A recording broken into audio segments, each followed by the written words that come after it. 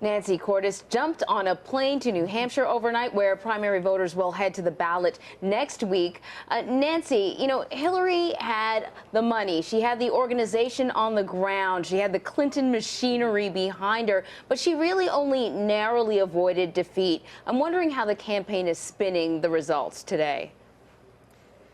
They started spinning it even before they officially declared victory last night. They said, we're feeling really good. It looks like we won. We really think we're going to be the winner. And it turned out that the race was unbelievably close, and it was several more hours before they actually declared victory. The Sanders camp hasn't said anything. They haven't conceded yet. They're calling it a draw. They think that sounds better than saying,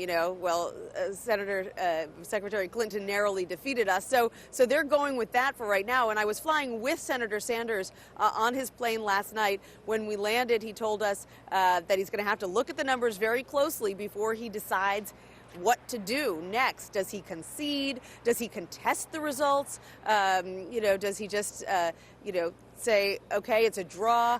We both got about the same amount of delegates and move on. We're just not quite sure right now, guys.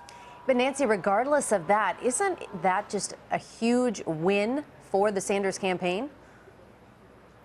Well, it is in the sense that expectations for him going into this race, let's say 5-6 months ago, were so low that the fact that he was able to pull even with Hillary Clinton is pretty astounding, especially when you consider the fact that he is a self-proclaimed Democratic socialist, and she is one of the standard bearers of the Democratic Party, someone who was seen as sort of the inevitable candidate for years, so much so that almost nobody wanted to run against her. And he sort of raised his hand and said, well, I will. And then look what happens in Iowa. The Clinton campaign has been making the case for weeks that maybe he'll do well in Iowa, but that's a state that's tailor-made for Bernie Sanders. It's overwhelmingly white. Democrats there are very liberal, and they're arguing this morning, well, if he can't even win outright there, how is he going to do well in other states going forward? But we are now here in New Hampshire,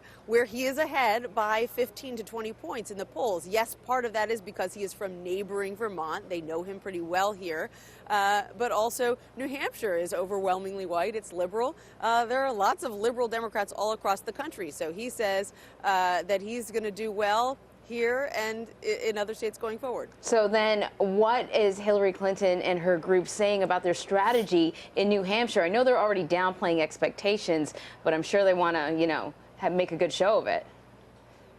Right. They don't want to be destroyed here in New Hampshire. I haven't encountered any Clinton operative yet who will predict that she'll pull off an upset here the way that she did 8 years ago after she was defeated by President Obama in Iowa and then came back to win it here in New Hampshire. They're not predicting that this time around. They're not writing off New Hampshire. I think that they know that that would look bad. She's still going to fight till the end, but they really are looking ahead to more fertile territory in South Carolina, where she's got an enormous lead, and in all those Super Tuesday states where they say that their operation is much deeper, much better prepared than the Sanders operation.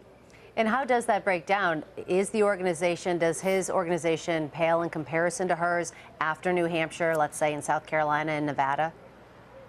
Well, she's certainly gotten a head start on him.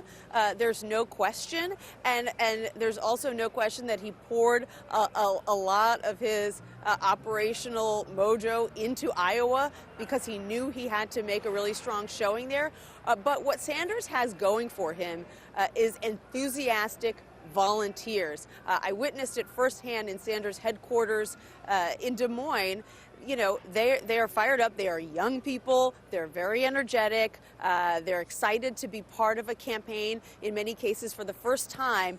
And so even though he may not have a lot of staff in some of these other states, he can quickly muster a lot of volunteers. That's not always exactly the same thing, as having paid staffers who really know what they're doing and can organize, but it helps a lot.